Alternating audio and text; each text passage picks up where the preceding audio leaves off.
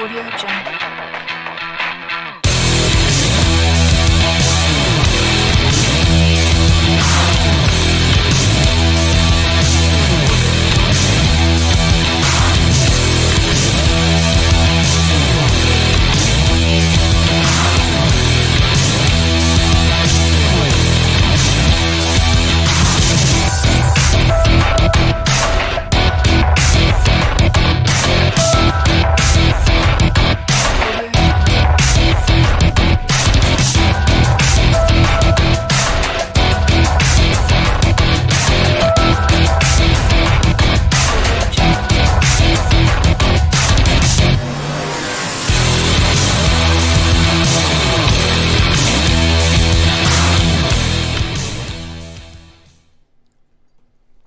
No more sleep token for you guys. What's up, everybody? Let's try this one more time. Erica, how you doing? I saw Beth in there. Couple people that missed what was going on in the last one. I played the band that I like, that I'm like in love with right now, Sleep Token, and YouTube said, no, you're not doing it, Lee. And they shut down my freaking stream.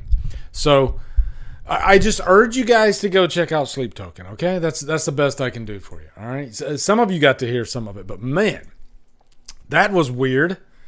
That was weird. But music's like that with YouTube, you know? More than movies, music, homie don't play that, you know? If you do anything by Warner Brothers, like Prince, what's some other Warner Brothers? Oh, Smashing Pumpkins, yeah. Those are two big no-nos. Do not play those on your live stream. You will get it taken care of. And apparently, Sleep Token, which, again, how are these all? There's a million reactions right now for Sleep Token. They don't get taken down. It's very weird. It's very weird. But I don't know. YouTube does weird shit sometimes, right? What's up, Chris? How you doing, man? Flamethrower, how you doing, brother? Hope you're doing well, my friend. I saw some of your Facebook updates. Hope everything's going okay. What's in the name? Yep. Let's do it again. Gory Tiger, Rosalia, Polly, Erica Bro, Dominic, Chris Snyder, Sebastian. Okay. Let's see. You know what? Do I want to start off with I got some funnies, but I learned my lesson because one time I started off with the funnies, but I like front loaded you with all the funnies, and that wasn't a good idea. So how about this? What if I give you guys like maybe seven funnies to wet your whistle, okay? And I promise there's a Tom Atkins one in there, maybe two. All right. How about a couple of funnies? Let's everybody stand up. Let's shake it off. Let's have some fun, okay? Let's have some fun. All right. Thank you, Rosalia. That's nice. Beth, how are you doing today? How is Beth doing today? Are you doing good? Yeah. Because Beth missed all the shenanigans that were just going on. Luke Stoltz, what's up, man? Straight to jail. What was that show that Fred Armisen was on? Damn it. I can't remember the name. Polly... Blah, blah, blah, blah, blah, blah. I can't remember. Guys, help me out. What's this Fred Armisen show? That's set Portlandia. It just came to me. It's a very weird show, but it's got some really funny stuff in it. All right. Hey, guys, what TV shows are you guys watching right now? What are you really into? Let me know. Is there something that's like jumped out at you? Because I'm having trouble right now finding something that like really jumps out at me. You know, I think I'm in a rut right now, and I got to find my way out. All right. I don't like it one bit. Yeah, I haven't been on the whole you thing. I've seen like some of the first couple seasons. It's just, you know what it is, guys? His voice annoys the shit out of me. And you know, I know a little bit something about narration. I've done it before. And but maybe there's just too much narration in it. I don't know. Erica says she's watching Sons of Anarchy. You know what, Erica? My daughter, literally just yesterday, my daughter said she started watching Sons of Anarchy. Isn't that weird? And she's loving it. I hear Sons of Anarchy is really good. Are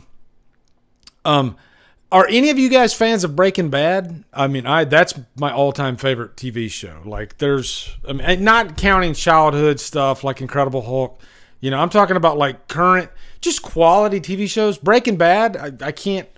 There's nothing better. There's nothing better. You know, Breaking Bad is freaking amazing. And the reason, the proof in the pudding is that I've literally watched every season, all 5 seasons of Breaking Bad, at least 6 times now. I watch it like every year. It's so amazing. Mike Cinema, did you watch the entire run? Or now be honest, or did you just watch like 1 or 2 seasons of Breaking Bad? Did you do the whole 5 seasons? Mike, I need you to be honest with me, okay? Don't tell me you watched the whole thing if you didn't, all right? Lee, be careful what you play in the future. Yeah, Wesley. You ain't kidding, man. And you know what? I love music so much. And you guys know I play music all the time, and I usually don't have this much trouble. But, yeah, I guess you got to be careful. You got to be careful.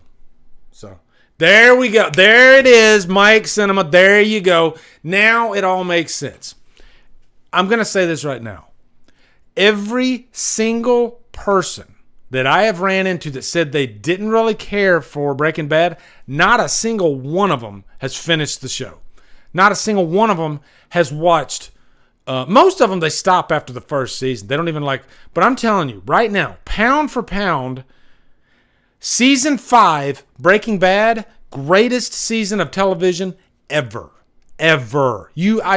Every episode of season 5 is almost like season finale worthy. It's that good. It's that freaking good. So, Mike, and you said like Oz, but I got a feeling you would, man, I'm telling you, stick with it. It is so freaking good. It's the most intense show I think I've ever seen.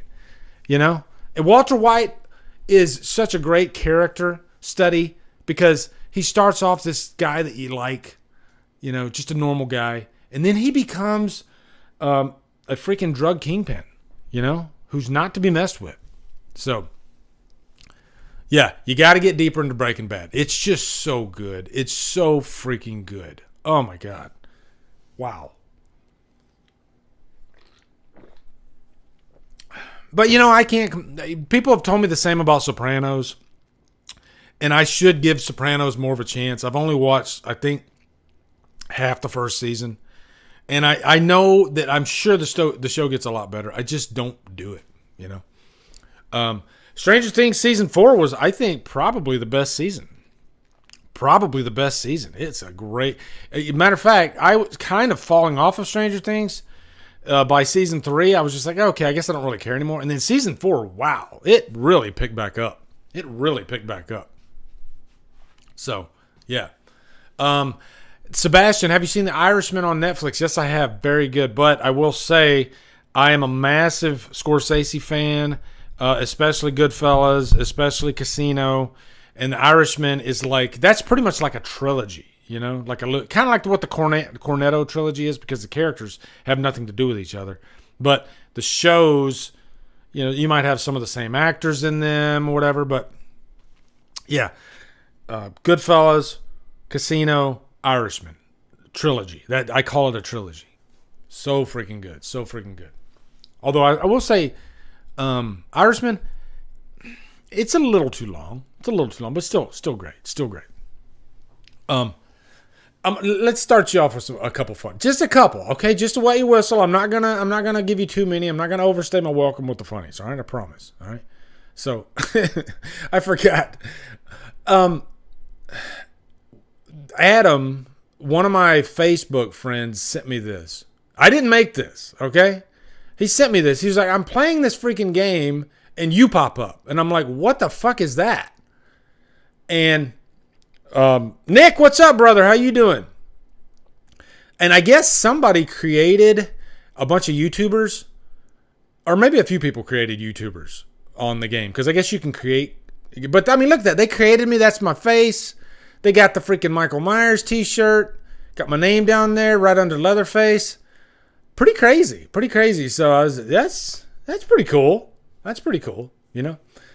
Yeah, but I heard through the grapevine like Mike and Jay have one. I heard like Cody Leach has a character, but that's pretty cool, you know, to be a character in a game. So whoever made it, and I got he actually said something on Instagram when I posted it on Instagram. He said he created it, so that's pretty cool. It's pretty cool.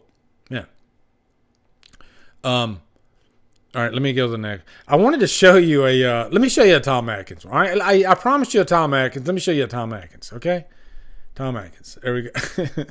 Make no mistake, Halloween isn't about some guy in a mask killing babysitters. It's about getting drunk, jumping over fences, breaking into factories, and getting laid.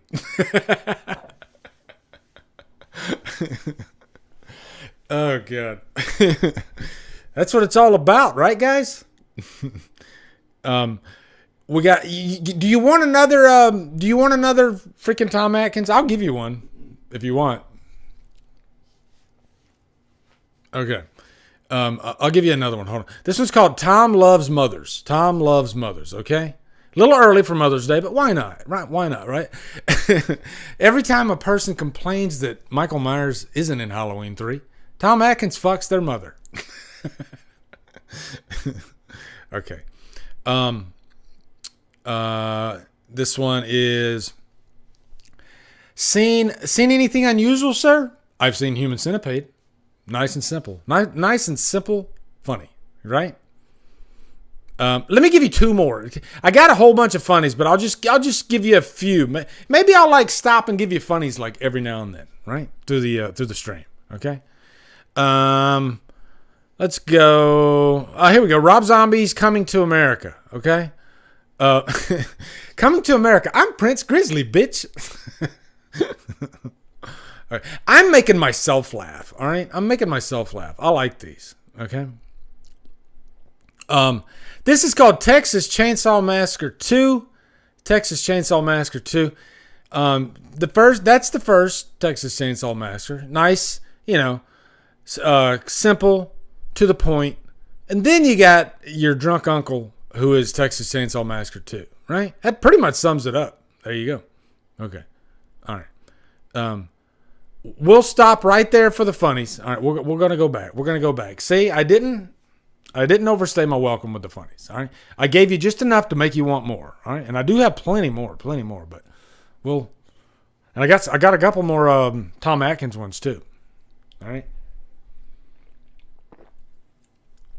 Okay, you know what? I'm going to be selfish. Before we get into the I Know What You Did Last Summer, and by the way, guys, 80s obscure movies, I'll say most of them are comedies, but there's a couple of more like, I guess, dramas in here too. All these are obscure 80s movies. And the reason I'm doing this is because I want to give you guys some choices. You ever you're looking through your streaming services, you're staring at your Blu-ray collection, and I know you guys have done it. I've done it too. You stare at that Blu-ray collection. I'm doing it right now. And sometimes nothing pops out at you. You just don't feel like watching anything. All right. If you're feeling a little nostalgic, I'm going to give you some great movies. All these are great movies that I think you will really dig. Okay. You will really dig. All right. But first thing I want to talk about is The Incredible Hulk. Hold on. Because I had a thought. I do this sometimes. And I was thinking about Avengers Infinity War, that opening scene. Let me get set up here. Hold on. All right, so it's right here. Okay, so I know where it is. So now I need to go over here. And let me get it set up. We're going to talk about Hulk versus Thanos, okay? Because it every now and then I get really upset about it. And it just bothers me. Okay? So let's talk about it. I'm going to read this article here for you. It's an older article, but I know the reason why Thanos beat the Hulk. And he probably could beat the Hulk, okay? He probably could beat the Hulk. But they're trying to set up that Thanos is no joke. A lot of you told me that on Twitter. I get it. I understand. That's what Thanos is doing. He's trying to say, okay, I can beat the Hulk, so now you know I'm a force to be reckoned with, okay? It's the way that he beat the Hulk. I don't like seeing the Hulk. Like, the Hulk is rage. The Hulk is anger. That's all he is. He's not supposed to cower in a corner. Bruce Banner is the one that cowers in a corner. Okay? Hulk is... Now, yeah, there are... Superman could probably beat the Hulk. Okay? Thanos might be able to beat the Hulk. I'm not saying that 100% the Hulk could beat Thanos. But the MCU has a major issue with the Hulk. And it's for a few reasons. Okay? One, they don't own the guy. So of course they're going to focus all their energy on the characters that they own or the characters that they know are going to put butts in seats and give them money, like Spider-Man. Okay? Everybody loves Spider-Man. I get it. They're going to flock to see Spider-Man. Okay? Spider-Man is in my top 5. He might be top 3. My top 2 are the Hulk. Hulk is my number 1 comic book character. Number 2, Superman. Those are my 2 favorites. Spider-Man might be number 3. I love Spider-Man. Don't get me wrong.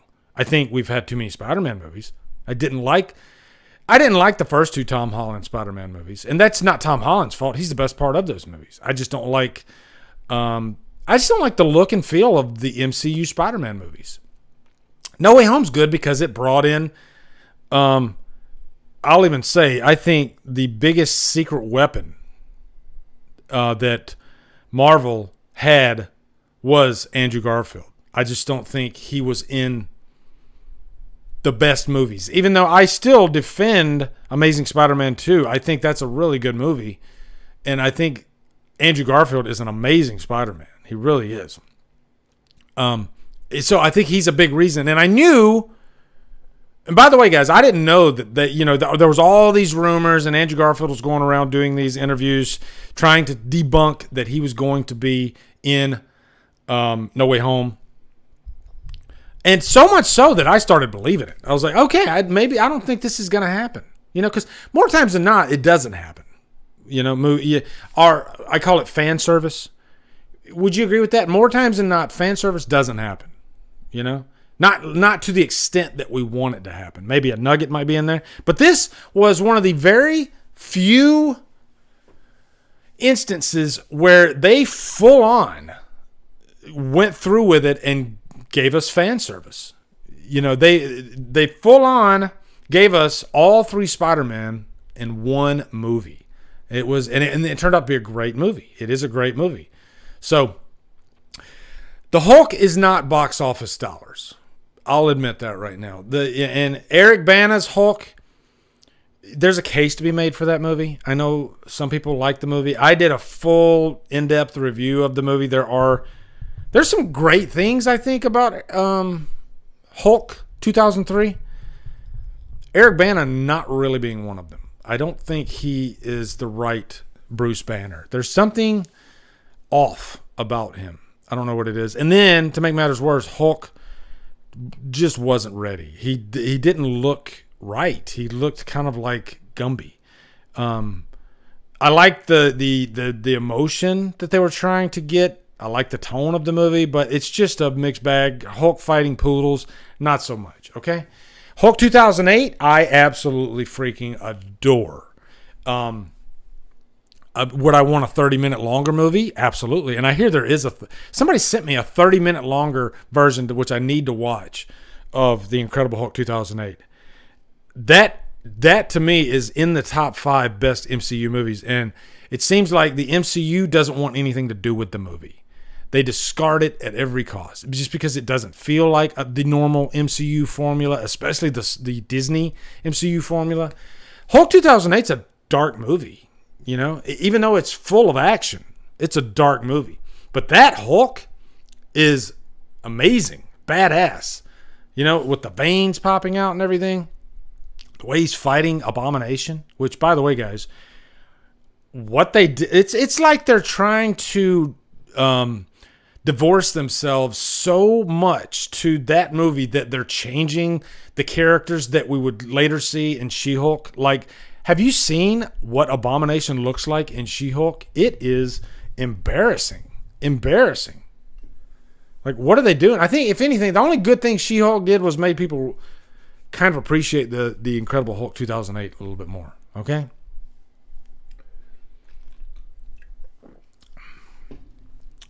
And then it was just a downhill descension, downhill slope from Infinity War.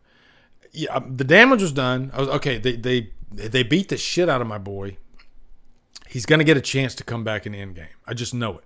Endgame's gonna come. There's gonna be this great moment at the end of the movie, and then the moment almost happened. You had Captain America walking towards Thanos. You had Iron Man walking towards Thanos. You had Thor, all three in unison, walking towards Thanos. But there was something missing. What was it that was missing? Oh, that's right. The Hulk. For some reason, and you know what? Call it fan service, call it a better story, call it whatever you want. Having Hulk walk up and have redemption against Thanos would have been freaking amazing. Or just have him get in some good licks, but no. Chris, let me get that in just a sec. They just literally had him sit back under the rubble. I guess he was helping throw rocks. That's pretty much it. Don't get me wrong. Endgame, that final act it's amazing. It's awesome. You know, when you see everybody coming out of that portal, Avengers Assemble, yeah, great stuff. Okay, and as far as I'm concerned, that's the last movie where the MCU was great.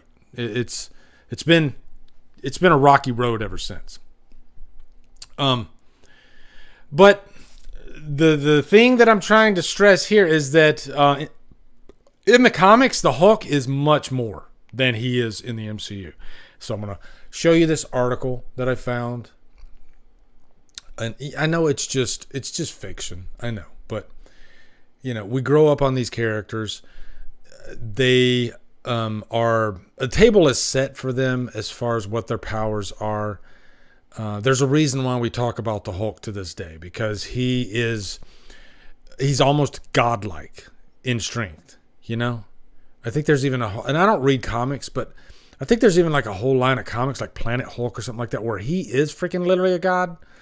So he's not a god in the MCU. You know, they kind of make a joke out of him, right? Although Thanos beat the Hulk single-handedly in the MCU in the comics, Thanos just admitted he couldn't beat the Hulk in a straight-up fight. In an out-of-canon universe, the Avengers actually drive giant mechanized robots. In the story, they have to fight several popular Marvel villains after they absorb the power from the eye of the Kraken and become monsters. This includes Venom, Loki, the Green Goblin, and Doctor Doom. At some point, the heroes' mechs actually absorb the eyes as well as the robots become monstrous. The Avengers then might have to fight monstrous tendencies in order to battle the villains. In Mech Strike Monster Hunters number 4 by Christos Gage and Paco Diaz, Dr. Doom grants Thanos an eye of the Kraken, and the Mad Titan becomes a monster too. He goes toe-to-toe with Hulk's mech, and Thanos is surprised how evenly matched they are. They are so evenly matched that Thanos points out how he would never be able to match the Hulk's strength without the power boost he gets from the eye of the Kraken. This means that in a straight-up fight without monster transformation or mechanized robot, the Hulk is stronger than Thanos. That's as far as I'll read. Now, yes, Thanos did have, you know, a power boost because of the Infinity Stones. Okay? But I guess from a writing standpoint, to make the Hulk just a straight up bitch, to make him cower like he did, it broke my heart. If I'm being honest, it really, really broke my heart. You know? And I could kind of see the dominoes falling, even in the first Avengers. Although Hulk he has his moments. He definitely has his moments in the first Avengers. But I could definitely see the dominoes falling. And so now, here we are at Professor Hulk. And guys, I know I know that that's a run in the comics. Like some people are like, leave it alone. We need to progress and try different things with the character. Progression's fine, but if it's a storyline that I don't really give a shit about, you're making my boy a freaking nerd that wears glasses and doesn't fight. It's just, no, that's not entertaining for me. That's not what I fell in love with about the Hulk. I fell in love with that anger, that rage. He was my outlet when I was a kid, when I would get frustrated with things. I would go home and I'd watch the Hulk. Yeah, I'd pick up my Hulk coloring book and I'd color. There was just, I loved the story. I loved how David Banner, his name was David Banner in the TV show, and how he dealt with his demons, and they made the show very serious. It had a serious tone, and it felt like an adult for an adult audience. And Bill Bixby was awesome. They never made a joke of the Hulk like they do. And ironically, he looks, he's a big bodybuilder painted green, but it works in the show. Every time he turned into the Hulk, it scared the crap. Funny enough, they said that in the ratings, they actually had more women viewers than men because women liked watching him change from, David Banner to the Hulk. So it's kind of funny. So, I wanted to bitch about the Hulk, okay? And that was my chance. I got it out of my system. I miss my boy, and I want him out of the MCU, which that's probably not gonna. I don't know. Maybe it will happen. Maybe that kind of what they're doing with the DC. They're giving what is it called, guys? Otherworlds or something like that. Help me out, guys. What are they calling the DC? If you do something outside of the DCEU, then they call it Otherworlds or something. But wouldn't it be cool if they could, Elseworlds? Thank you very much, Mike. Wouldn't it be cool if they could do something like that with the MCU and say, hey, okay, guys, Universal owns the Hulk. Let's give you a Hulk movie like you really want. Step outside of all this, because the MCU is really convoluted right now anyway. So I want just a really dark, heavy Hulk movie. Doesn't even have to be an origin story. I'd prefer it not to be an origin story, if I'm being honest. Tiff, what's up? How are you doing? I want my Hulk dark again. I want the rage. I want the veins. I want the Hulk smash. That's what I want again. Okay. Is that so much to ask for? Okay. All right. Next topic of business. Let's talk about I know what you did last summer. Let's read this story, and then I'm going to tell you I got some talking points about this. All right. I'm excited. I am really excited about this. Some people said, yeah, because of Scream, they're going to copy Scream, and they did that back in the 90s too. But that's fine. That's more for us, right, guys? That's the way I look at it. More. I mean, hell, we weren't complaining about it in the 80s. After Halloween and Friday kicked open the doors. Yeah, the more the merrier. And we freaking had hundreds of slashers. And we get like a dozen of them in the 90s. And people say, everybody's copying Scream. No, they're not. They're taking advantage of an opportunity. That's what they're doing. And there's money to be made, But I'm a slasher fan. I like Scream, but Scream's not the end of the world for me, okay? That's why I said earlier, when I was on the other stream I was talking about, I asked you guys if you have watched the TV spots, the Super Bowl spot. Have you watched any of that stuff? If you have, that's great. That's great. I don't really want to watch any more of that stuff. I'm good. I saw the teaser, I saw the regular trailer, and I'm good to go until release day. I don't need any more clicks for Scream. I'm just gonna wait until release day. It's gonna be cool, right? But one good thing about Scream, as was good about Halloween 2018, is it opened doors. It opened doors for more slashers, which is always nice.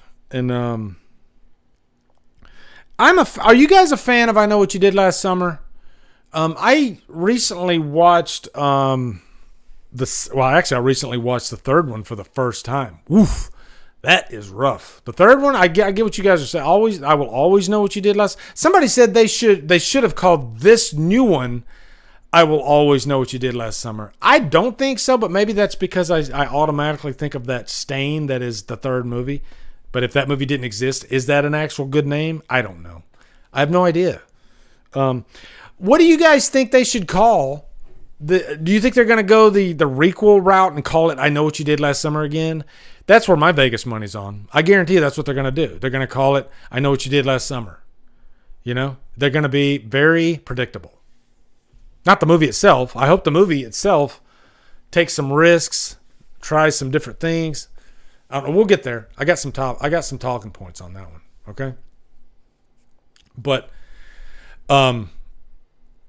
like Erica's saying, they're a huge fan of 1 and 2. I watched 2 for the second time, or maybe the third time, and I loved it. Whereas I didn't really care for 2 the first time I watched it, and I think I was just kind of blinded by Jack Black. I didn't like his character in the movie, and I think I let it weigh on me too much the first time I watched it. But when I watched it for the review, because I wanted to review it, and this was a couple years ago, man, I really enjoyed it, and I loved the aesthetic of that movie. You know, how many slasher movies are set during like a hurricane? That was pretty damn cool, actually. And I love the third act of that movie. And I think both of them are really great, and I think they're on par with the Scream movies, if I'm being honest. And you know what? They might have a little bit of that glitzy glossiness that the Scream movies have. But outside of that, they're different stories, you know, which is nice. And I like that they're set on the bay, you know, in a fishing town. That's kind of fun, right? I love the hook killer. I think that's cool. So, you know, and I do like that too, that it's not really a whodunit. The first one's kind of, but it sets up a main killer for all the movies, you know? Which that's another question about this new movie. Is it gonna be Ben again? I don't know. So let's read this story though real quick. Jennifer Love Hewitt and Freddie Prinze Jr. returning for new I Know What You Did Last Summer sequel. Damn, that's exciting. I was shocked. I was like, and I've thought this, guys, for years. Wouldn't it be cool if Jennifer Love Hewitt, because she's not dead, wouldn't it be great if she came back? Which, by the way, guys, they always have this stinger at the end of at least the first 2 movies where it looks like she's attacked, and then they just leave it open. Kind of like what they do at the end of Rocky 3. Where he fights Apollo and then they just end it at the punch. You don't know. So what are we supposed to assume, that she fought him and won at the end of the movie? Or are we supposed to assume that she died? Like, it's kind of pointless to do that, don't you think?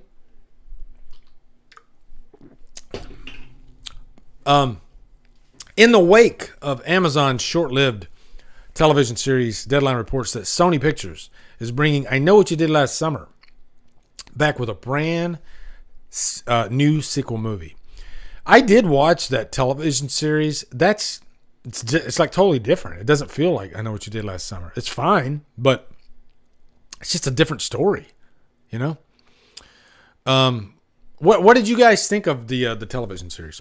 The biggest news here, Jennifer Love Hewitt and Freddie Prinze Jr., who starred in the original 90s slasher movie, are in talks to reprise their roles for the new movie.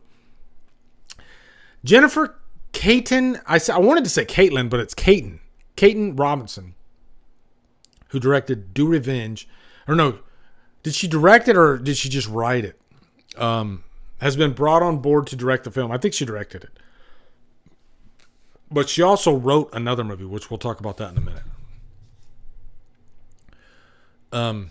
Deadline reports insiders say the project is still early development and that Neil H. Moritz is in talks to return as producer and Leah McKendrick on board to write the script. The site also notes while McKendrick is penning the pick, the idea for the new film came from Robinson and McKendrick, who blew studio execs away when they pitched this idea for a sequel last fall, especially given the recent success of the Scream franchise. There you go. I'm curious about what that idea is. It sounds like this one will be taking the trendy legacy sequel approach with returning characters likely in the mix alongside fresh faces. Stay tuned for more as we learn it. Jim Gillespie directed the original I Know What You Did Last Summer back in 97, written by Kevin Williamson and based on Lois Duncan's novel. Which, by the way, Lois Duncan did not like the movie at all. And I think they changed up her novel quite a bit, took quite a few liberties, and she didn't like that.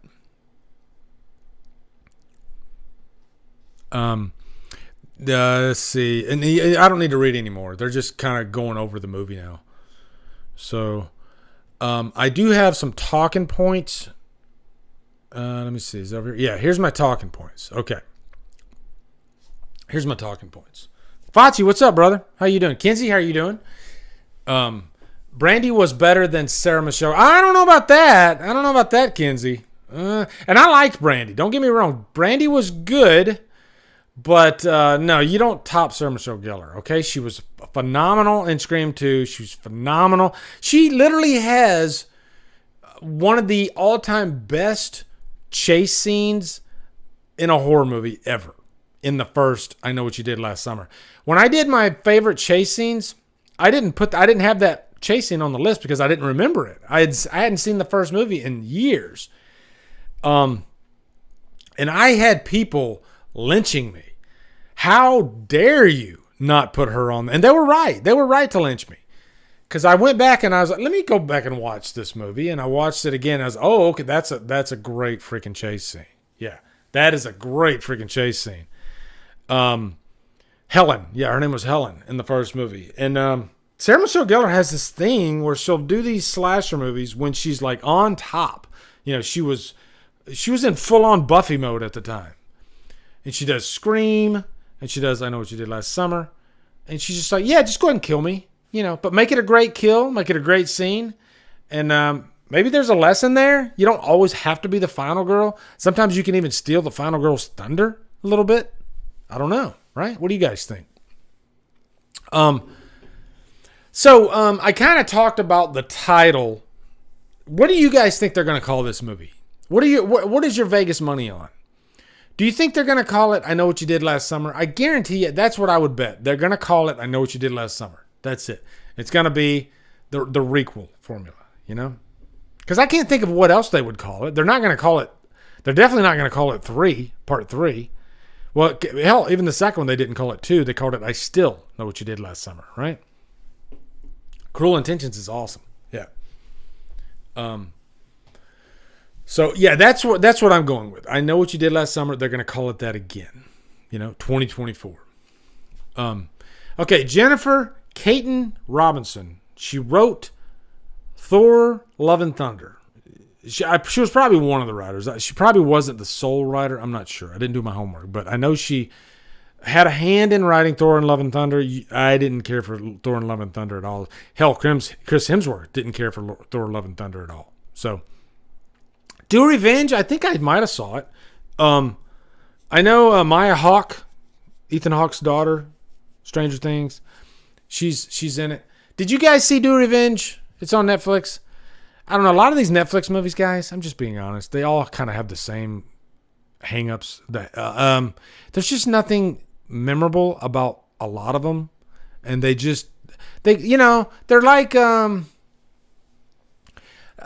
like cheeseburgers, and they're not like top shelf cheeseburgers.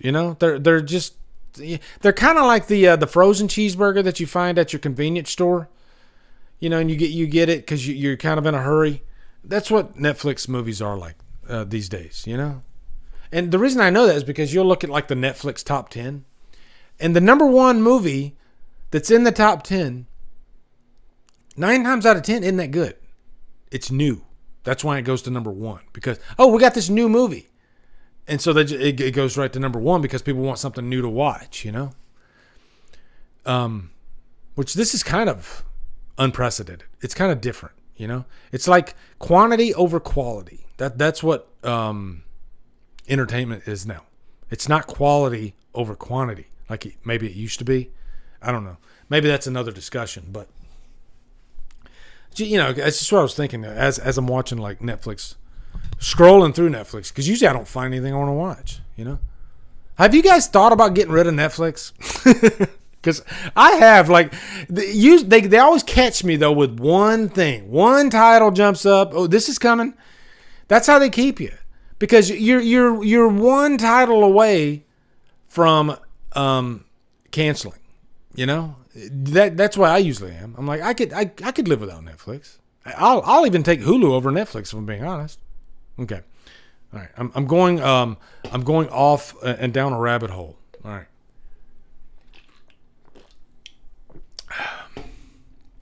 Okay. You know what? I might get rid of Netflix too, because I don't know what I'm paying for. You know, I saw Red Notice. It did nothing for me. It's okay, but yeah. And it's the most expensive. Isn't that crazy, Rosalia? Still the most expensive streaming service? It's insane. All right. So that's kind of a ding. Jennifer Caton Robinson, writer of Thor: Love and Thunder. That movie was stupid. All right.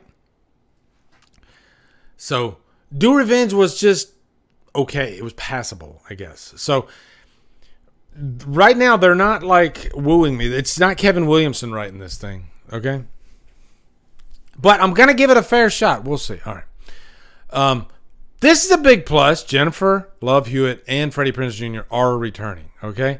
That's that's your dollar sign. That's your money. That's going to maybe put your butt in the seat. I have always been excited about Jennifer Love Hewitt coming back and playing that character again. And it's a bonus to have Freddie Prinze Jr., you know? He's very likable. Did that freeze up again? Hold on, let me see. Let me see. I think I'm good. Am I good, guys? Yeah, I think I'm good. All right.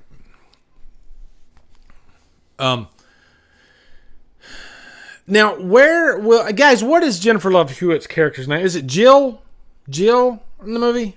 So what is she going to be? What is she going to be doing in this movie? This is, 25 years later-ish. So the killer's been gone for that long. Julie, thank you very much. Killer's been gone for that long. I'm guessing Julie's going to be some sort of teacher or something like that, or writer, maybe caretaker. I don't know.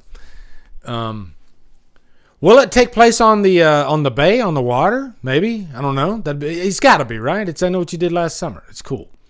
So she'll probably be married to Freddie Prinze Jr. Actually, you know what? I'm going to take that back. I'm thinking out loud here. I don't think she's going to be married. I think they're both going to meet. They're going to come together in this movie because of a death. You know, it almost writes itself. I think that's what's going to happen. They're going to come together because of a death or something tragic is going to happen, and then killings are going to start happening, and then they're going to have to help. And there's going to be this young crop of actors that's going to be in this movie. A whole, the next generation of victims being killed. And, mark my words, I guarantee you. And then it'll be a situation where Julie has to kind of step in and, be the wise, the Laurie Strode, I guess, of the movie. I can see that happening. Which I'm as long as it's compelling, it's good. I'm fine with that. We'll see what happens, right? Okay. I kind of talked about this earlier. It's different enough than Scream. It's its own flavor. This isn't really a Scream ripoff, if you ask me. I mean, like I said, I like Urban Legend. Where Urban Legend had. I won't spoil it for those that haven't seen Urban Legend, but I think the killer reveal in Urban Legend makes that movie. I think it was such a great reveal. I liked who the killer was. And it was just, it kicked it up a notch, and I thought it was very fun because of how psychotic and crazy the killer was, So I think each of these franchises, and Urban Legend has its own franchise too. I think they have something unique to offer outside of, say, Scream. Scream just happened to be the first, of that run. But when I watch I Know What You Did Last Summer, I'm not watching Scream. I watch it because I want that flavor that it has, And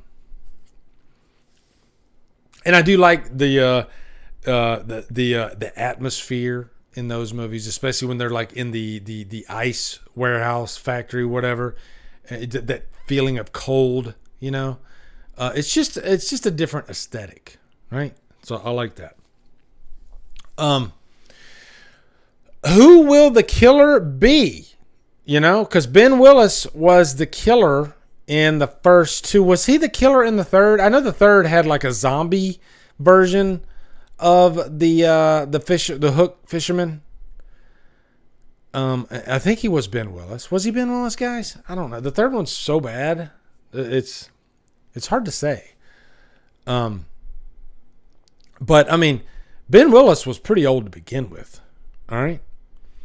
Ben Willis was pretty damn old to begin with. So are they going to have, or it could be a situation where Ben Willis's son, because remember, Ben Willis had a son in the second movie, and maybe he has another son. Because didn't the son die in the second movie? I think so.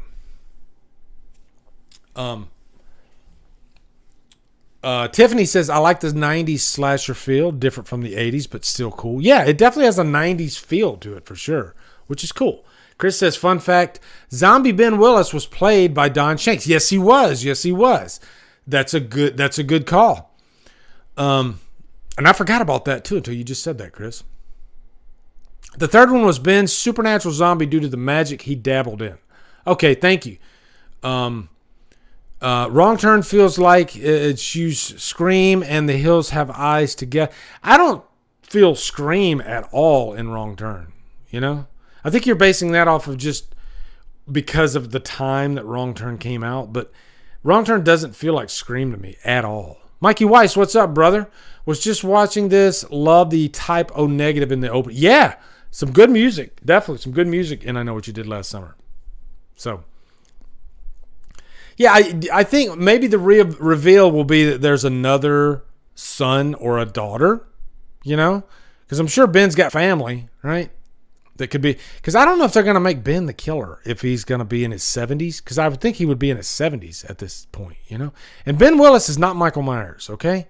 He's not supernatural, unless you're talking about the third movie, which that's stupid. So, yeah. Okay, and then the last point I want to bring up is this could be a chance for redemption and maybe a future. If this movie is a hit, then I guarantee you there will be more of these movies if Jennifer Love Hewitt, and only Jennifer Love Hewitt, really. I mean, Freddie Prinze is great, but he doesn't have to be in the future movies, okay? And I love Freddie Prinze Jr. I'm not knocking Freddie Prinze Jr., okay? Yes, Erica, that's stupid. But yeah, Jennifer Love Hewitt, if she wants to carry on, if this movie makes a lot of money, then yeah, I think there's a good chance we could see more of these movies. Now, one thing, and I have my problems with Scream 5, but one thing that Scream 5 does really well is it sets up new characters to go forward, with Sam and Tara. Sam and Tara are really good characters. And I'll follow those characters for 3 more movies if I have to, if they're good. So I'm hoping with I Know What You Did Last Summer that they do introduce some new characters that have kind of an interesting angle. Maybe they're tied to what happened in the 90s movies. Maybe there was a child born out of that mess. I don't know. But I do think they need to plant some roots. Plant some roots if they want to go forward with this new one. And I'll welcome it. I love I Know What You Did Last Summer. The first 2 movies are really good. Really good. And I would even say Guys, let me know. Which one do you prefer? I Know What You Did Last Summer, or I Still Know What You Did Last Summer? Danielle Harris is friends with J-Love in part 3. Are you talking about I Will Always Know What You Did Last Summer, John Doe? Because I'm kind of lost there. Kinsey says I Still Know. Dave says first one. Omni says 2. I Still Know. Guys, I prefer I Still Know. Yeah, I think I Still Know. It does exactly what a sequel should do. It ups the ante. It looks bigger, better. It feels epic. I love the setting. I think there's a lot going on for part 2 that part 1, part 1 doesn't reach. Part 1 gets a little bit melodramatic, whereas part 2 is just fun. It's really, really fun. So at least the first 2 movies had great chase scenes. Yes, they did.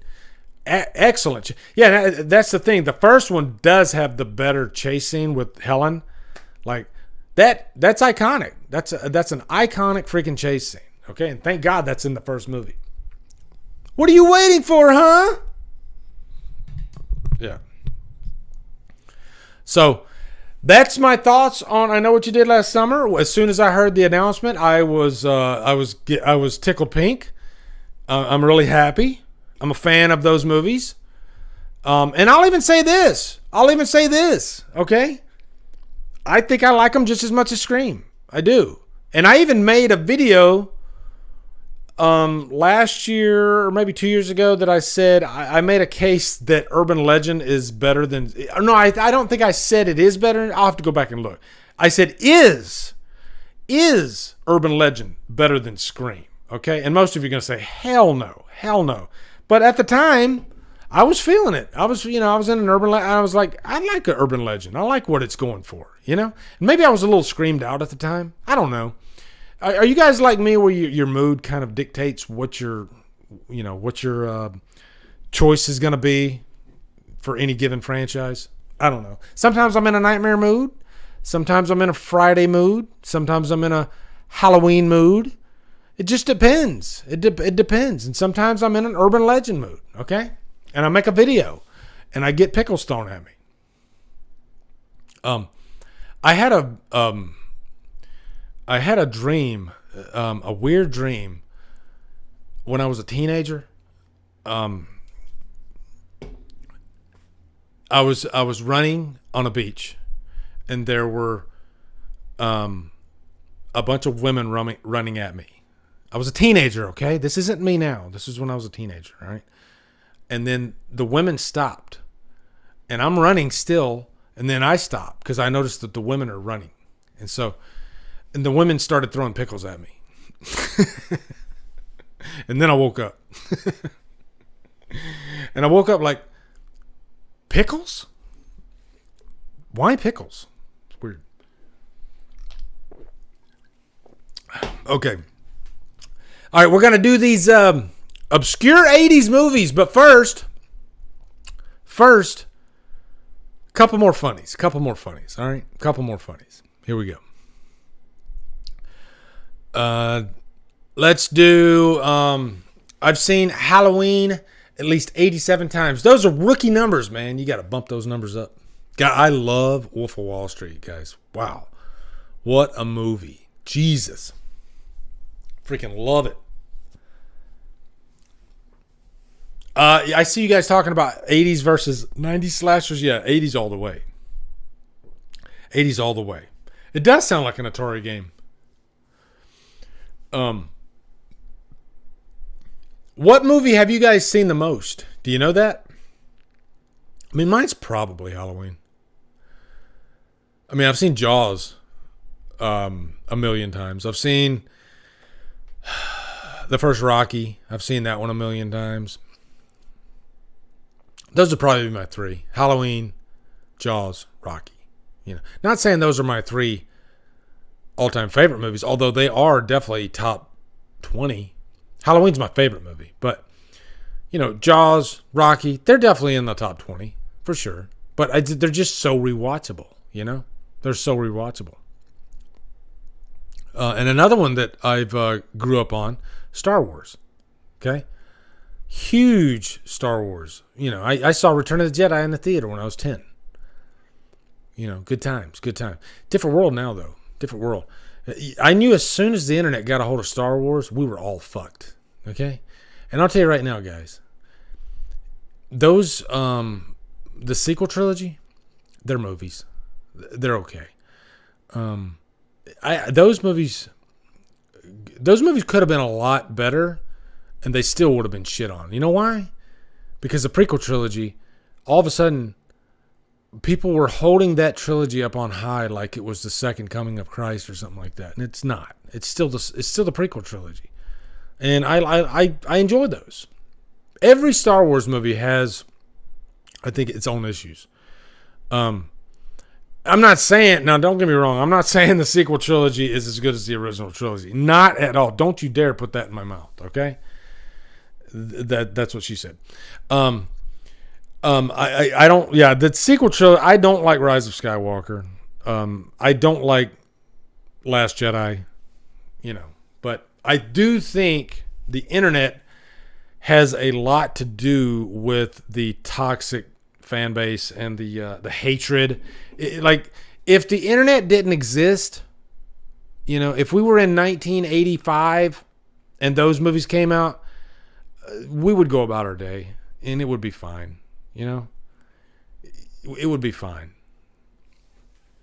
But the internet exists and people have to bandwagon, and they have to, you know, including me, they got to voice their opinions. They got to get passionate. You got to get passionate these days to even be heard, right? So sometimes people will say shit they don't even mean just so they can be heard. You know what I mean? You know what I mean, guys? Do you ever say, like, I guarantee you there will be channels on YouTube that you're going to see somebody say shit that they don't even mean to get clicks. You know? You're going to see channels that will make 10 videos about something that hasn't even come out yet. And you know why? It's no secret. It's to get clicks. That's it. And they're going to have, and you look in their comments, and what's weird is 98% of the people in the comments will be following along, agreeing with them. It's got to suck. Haven't seen it yet, but I guarantee it's going to suck because, you know, this guy said it was going to suck. And he's got, you know, 500,000 subscribers, right? So it's got to suck if he says it's going to suck, right? Even though it hasn't come out yet. That's just the world we live in today, you know? So I do kind of miss that. Those days where we didn't have all this bullshit going on. It's weird. It's weird. Okay. Next one. I'll do this one and then we'll go over to the 80s obscure movies, okay? Middle-aged man on Facebook posting quotes about how loyal but dangerous he is, starter pack. And a lot of this exists because of the internet. You know? A lot of guys, they find this, I don't know, icon, role model, and it's usually got to be some kind of badass. And so they got to, you know, they live vicariously through these characters, you know, especially the Joker. Oh my God. When Joker came out, every middle-aged man was a badass, you know, because that's who I live by, the Joker's code. Shut up. You don't live by shit. Right? You know, you watched a fucking movie. That's it. Stupid. And guys, don't get me wrong, I love Joker. Joker's a great freaking movie, but some people, they take it too far, you know? They take it too far. You get what you fucking deserve. That was a badass scene, though. Okay. All right, so we will continue the rest of the funnies after we go to, let's go to this now. So let's get rid of, let's see, where did I put that at? Okay, hold on.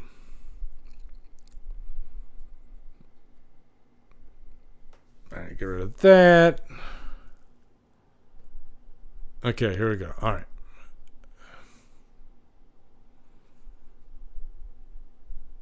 And did I put this up here? Yeah. Okay. There we go. 10 obscure 80s movies. I would say most of these are going to be, and there's probably more than 10. Most of these are going to be comedies, I think. Coming of age comedies, stuff like that. And Ground Rules, I didn't go and rewatch all these movies. I just don't have the time. I just remembered them. And I was like, oh, yeah, that movie. Yeah, that's... So some of these, my memory's going to be a little foggy, but I can kind of tell you at least what I liked about it, you know?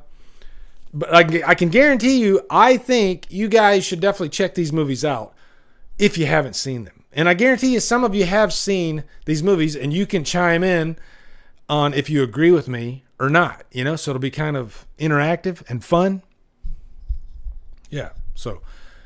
no particular order either, guys, okay? I'm not doing a number one, although there is one movie that I was the most excited about recommending to you guys. So when we get there, I'll tell you, okay? But I'm not going to put it at number one, all right? Okay.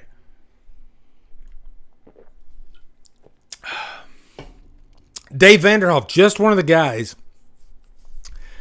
Did I put it on this list? I was going to put it on this list, but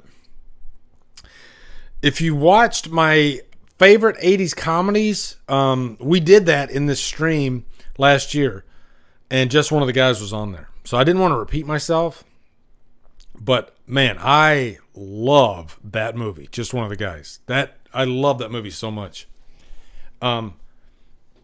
It's about this character who... Hey, Dave, does she do it so she can get like some kind of scholarship or something like that? Kind of like Soul Man? Which, by the way, I watched Soul Man again the other day. Holy shit.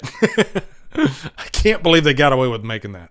But I think, yeah, she does it so she can get some kind of scholarship. So she goes as a guy. And then she looks exactly like Ralph Macchio, which is kind of funny and unintended, even though they make a joke about it in the movie. And then, you know, of course... any young teenage kid, the scene where she has to prove to the guy that she's in love with that she is actually a female. And what does she do? Yeah, this is the 80s. She opens up her, these days on Netflix they wouldn't show anything, but back then she opens up her shirt and Bob, a very nice pair. Okay, yeah, balls itch.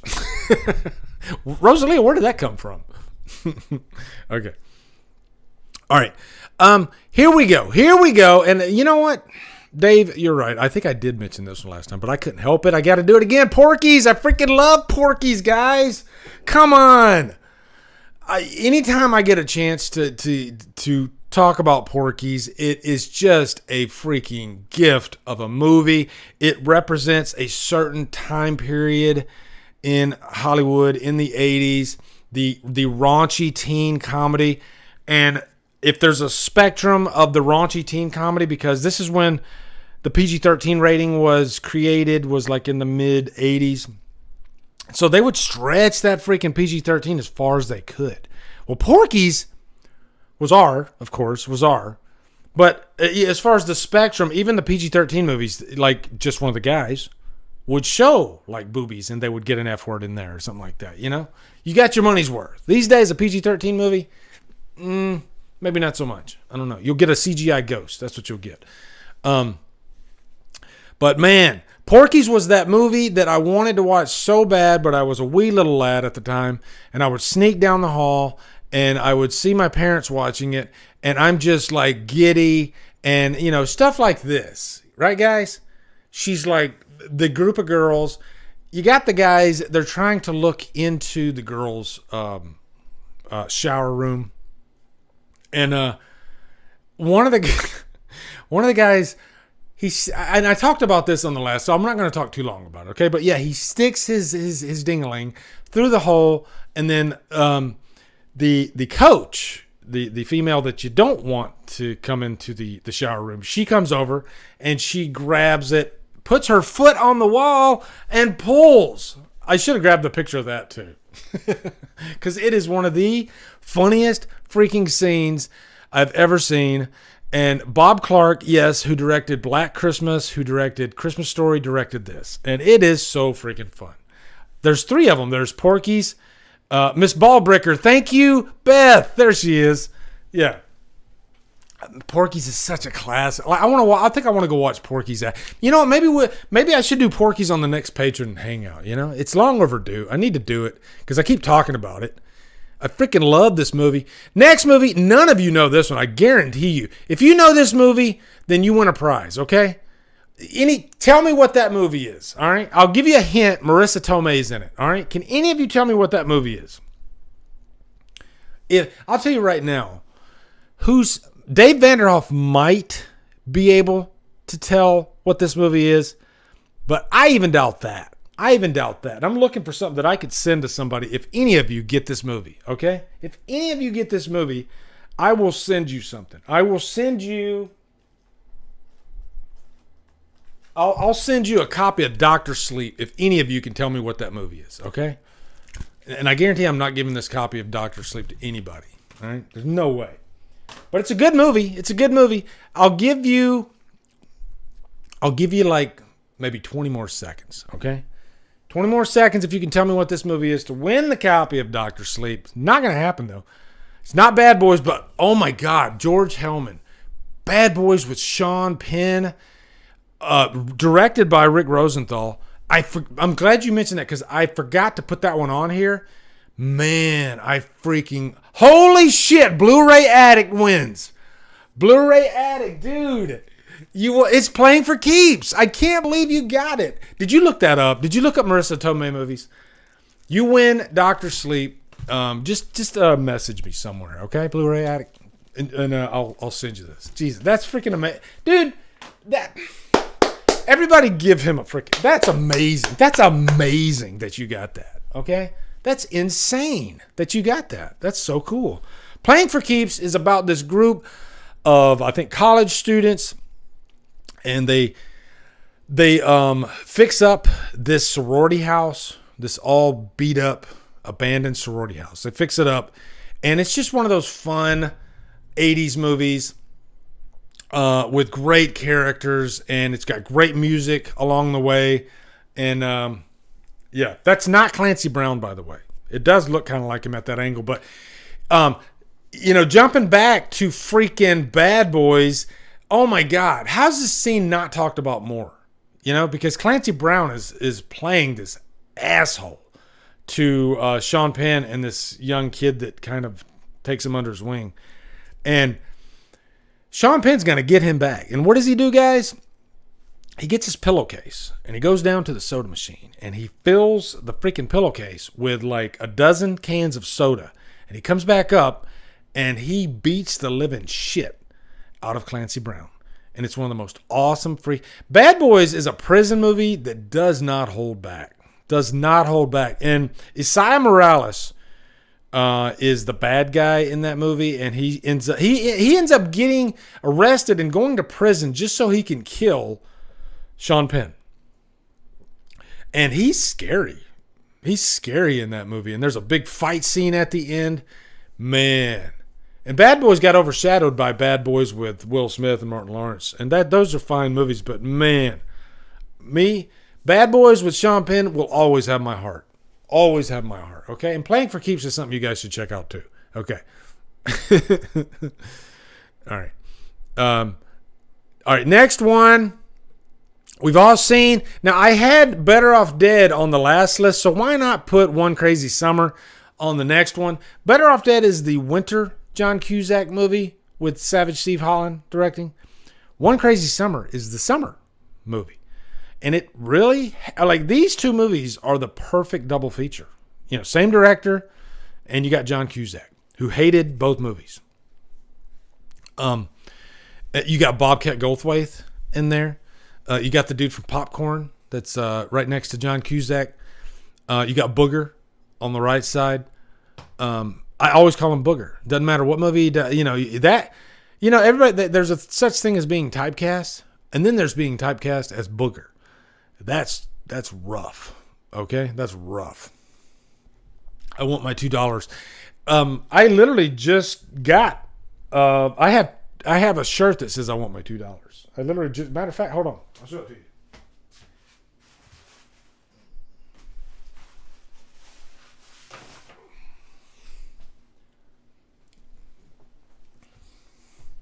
Here you go.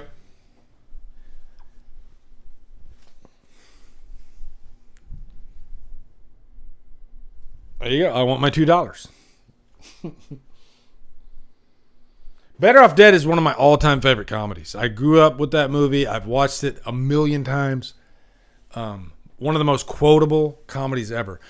And it's so good that it kind of overshadows One Crazy Summer. Like, you rarely ever hear anybody talk about One Crazy Summer, but it's good. You know, they go to Nantucket, and his name is Hoops McCann. And so it's assumed that he can play basketball really good when he's actually really shitty at basketball. Demi Moore is the love interest in this movie. And as much as I love Demi Moore in 80s movies, she doesn't really do much in this movie. You know, she feels like she's out of place. So I would, Zapped. That's a good one. I do need to look up the behind the scenes on this because I'm curious to see what Demi Moore's state of mind was in this movie, because she doesn't seem like she's really into it, you know. But it is a fun movie, you know, and it's the one it takes place on the water, you know. So I'm recommending it. That's something, right? Yeah, and you guys are gonna like Summer School. That's a good one too. You guys are gonna be mentioning some of these. All right, here you go, guys. No Retreat. Freaking No Surrender, Van Damme's very first movie, mid-80s. I saw this in the theater. I saw Playing for Keeps in the theater too, by the way. There was like me and 2 other people in the theater. But same thing here. I remember I saw the trailer or the TV spot for this, and I had to go see it because I was into like these action fighting scenes, you know. I loved these type movies. And at the time, I didn't know who Van Damme was. Nobody did, you know. He wasn't really a name. I think he tried to be in The Predator, but that didn't work out for him. But he really makes an impression because he is threatening. You know, he makes a really strong impression right from the get because he does his famous splits in the ring. And, you know, he's a damn good martial artist. And so you got this young kid who's that guy standing behind him. And there's the ghost of Bruce Lee comes and trains him. Let me repeat that. The ghost of Bruce Lee comes and trains this kid to fight. You know, he's new to town. It's kind of like the Karate Kid. It's really the same type story as the Karate Kid because he's new to town. Everybody's picking on him. And then he starts learning to fight. And, you know, I always loved these type movies in the 80s where you had this reluctant hero, this kid who was kind of bullied, even though he's a really good-looking kid, and that wouldn't happen in real life. But, yeah. But the Van Damme's in that one scene, like at the beginning, and then he's at the end of the movie, and that's about it. But he's pretty intimidating, for sure. Troy McClure, thank you. He says, not sure if it's obscure, but the toy is funny as fuck. We'll see. We'll see. We'll get there. Hold on. Okay. Next one, License to Drive, guys. Now, this is one that I literally have not seen this movie since I saw it in the theater, I think, back in the 80s. Now, this was a time when Corey Haim and Corey Feldman were massive. They were all over the place. You know, you had, this was right off the heels of Lost Boys. You know, they did a couple movies together, Dream a Little Dream, and they would trade off. Like, you know, in one movie, Corey Haim would be the lead character. And then another movie, Corey Feldman would be the lead character. You know, they were best friends. And so, but that's Heather Graham, which I just realized that, sitting in the car with him. I guess she was the girl that he wanted to. Now, if I remember correctly, correct me if I'm wrong, this is about Corey Haim wanting to get his driver's license so he could take out Heather Graham on a date, right? Heather Graham's first role, Troy, yeah. Rosalia, I was going to say Lucas. I almost put Lucas on the list, but I thought it might be a little bit too popular. But, man, Lucas is so good. Lucas is one of my favorite 80s flicks. And it's Corey Haim's first movie. Mercedes Lane. Thank you very much, Beth. Mercedes. Her name was fucking Mercedes Lane in the movie. Like, who names their kid Mercedes Lane?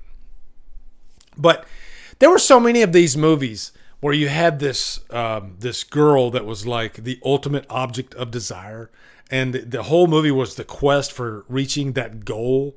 You know, like The Sure Thing. That's another one I didn't put on here, but The Sure Thing is really good with John Cusack. And The Sure Thing is, she was a model at the time, blonde. But, yeah, just a really fun movie. So, License to Drive, though, man, I always loved this movie. It was really fun, and I'm surprised I never watched it more. I remember loving it when I saw it in the theater, so I wanted to mention it here. So, yeah. Some Kind of Wonderful I put on the last list, and Some Kind of Wonderful is one of my favorite 80s movies. Great freaking soundtrack. Love that movie. You know. Female drummer. That's cool. The stunt driving at the end is outstanding. Driving the car backwards. Yeah. Beth, when's the last time you saw this movie? Let me know. And there was a movie. Did I put it? I think I put it. We'll get there. Okay. We'll get there. All right. Next one. And we'll go through the less than 2 months ago. Okay. All right. Next one. All right. Who can tell me that movie? I'm not going to give you a prize because I'm sure somebody will get this one. Okay. But who can tell me what that movie is? All right. Who can tell me what that movie is? It's a really good movie. At face value, you would think that it's going to be a little bit more lighthearted. Thank you, Rosalia. Less than zero. That's it. Yeah. At face value, Beth knows. Yeah. At face value, it looks like it's going to be like, but this movie is fucking heavy when you watch it. It's heavy. It's a hard R. I guarantee you, there was some hooking up going on in the trailers after this movie, okay? Because, man, Jamie Gertz and Andrew McCarthy, and this opens up a whole new topic that I do mention sometimes. And I don't know if it's because of actors, being a little bit safer these days. I don't know.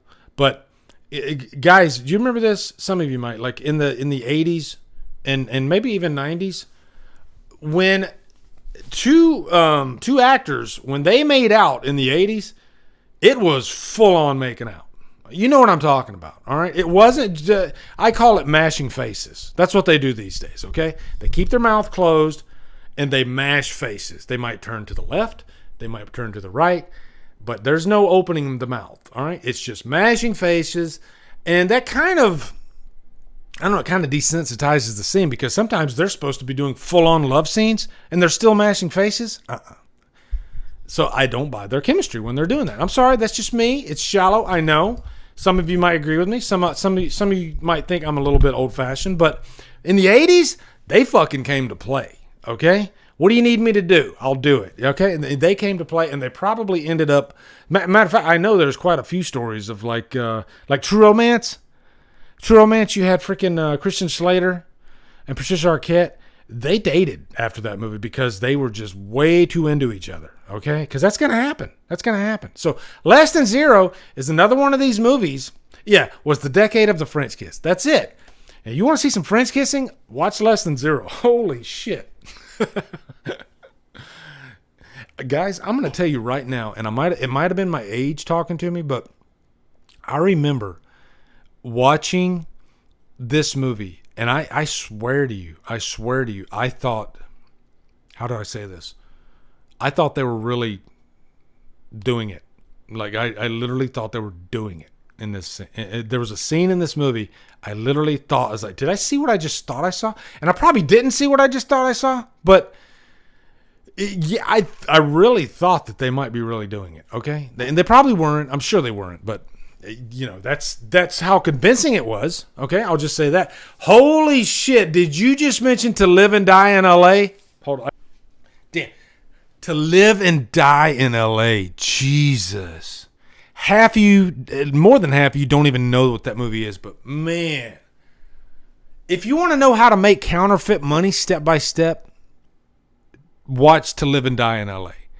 If you want to see one of the biggest surprise endings you've ever seen in your life, To Live and Die in LA. To Live and Die in LA. Oh my God. Somebody mentioned I literally just got Last American Virgin on Blu-ray. I literally just got it in. Man, you guys, I knew you guys would be mentioning some of these. That's why I didn't put them on here. But man, To Live and Die in LA. Wow. Willem Dafoe, William Friedkin, director of The Exorcist, directed it. You have one of the greatest car chases ever filmed that I've ever seen in my life, going in reverse. It's a car going down the wrong way. Like a car chasing another car. They're on a 6-lane highway going the opposite direction. It's fucking insane. Insane. William Peterson, that guy was so good in the 80s, but for some reason he just never skyrocketed like I thought he would. He was in Manhunter. He just had this intensity to him, you know? Man, really good, man. That's To Live and Die in LA. Jesus, guys. But Lesson Zero is good too. Lesson Zero is really good. Okay. Okay. Next one, and this one's fun. Okay. Brewster's Millions. I love this movie. I've always loved this movie because it's one of those. It's almost like a game. You know, it's like a game. He has this rich white uncle, okay, who doesn't really know him. And his uncle says, you have 30 days to spend $30 million. You have 30 days to spend $30 million. Now, here's the kicker. If you can do this, if you can spend $30 million, and this is in the 80s, which today it might be more achievable, but back in the 80s, a little tougher. But if you do it, you win $300 million. You get $300 million, okay? And so it's just fun to watch this guy try to spend all this money. And there's rules, too. You can't, gamble all of it. You can gamble a percentage of it. You know, there's a whole list of different rules that you have to abide by. You can only donate so much money to charity, you know. So, you know, you got to go out to eat. And you can't have any liquid assets at the end of it. That's the kicker. That's what makes it really tough, you know. You got to have nothing to show for when you're done. So that's a lot of meals. I remember one of the things he does is he buys a stamp, like one of the most expensive stamps in the world, and then he mails it. Yeah, rip John Candy for sure. Rip Richard Pryor. Two greats.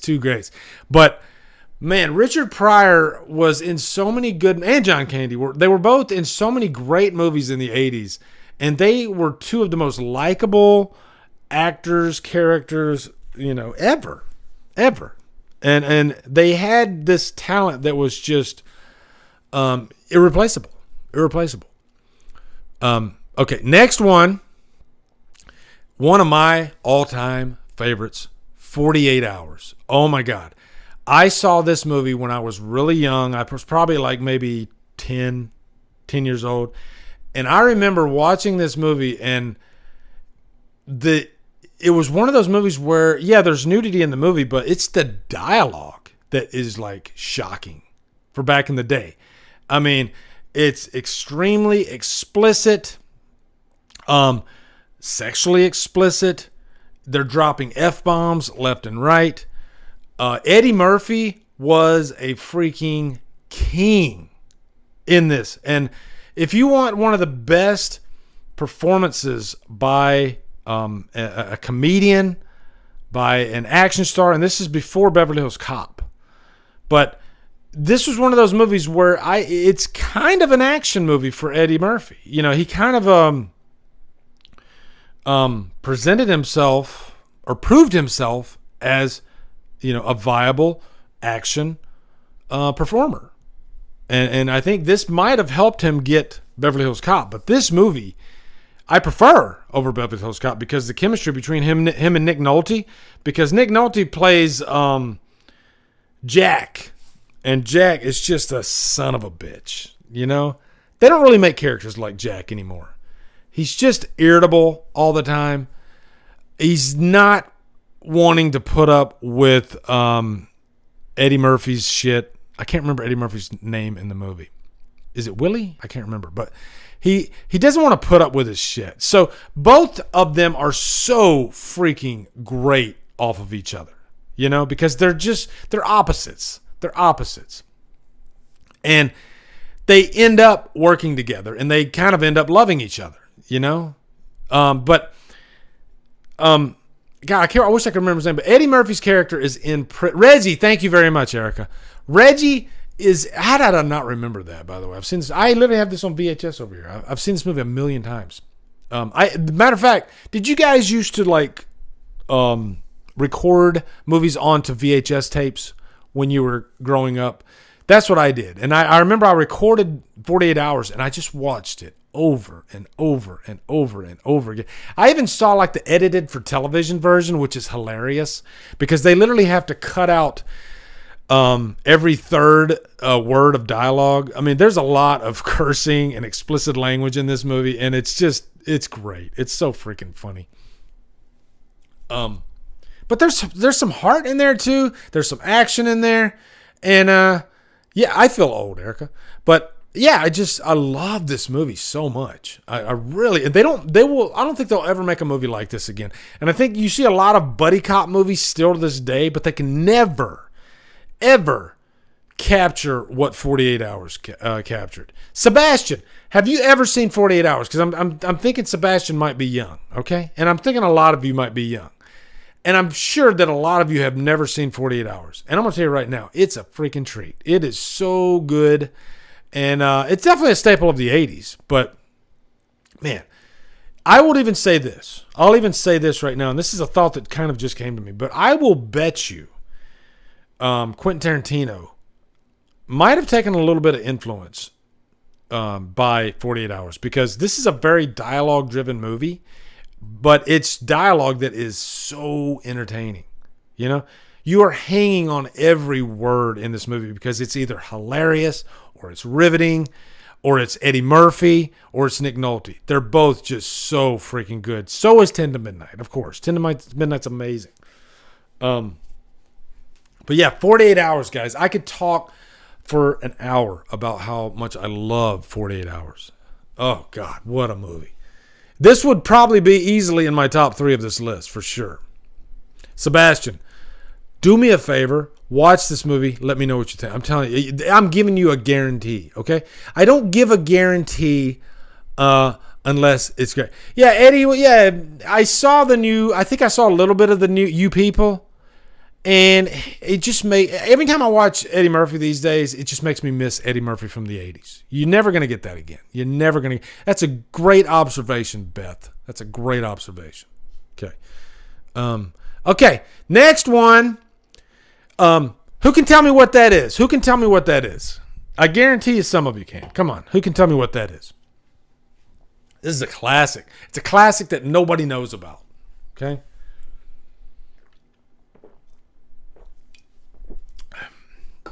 It's another one of those movies that I recorded onto VHS, and I watched it over and over and over again. I have it on VHS too.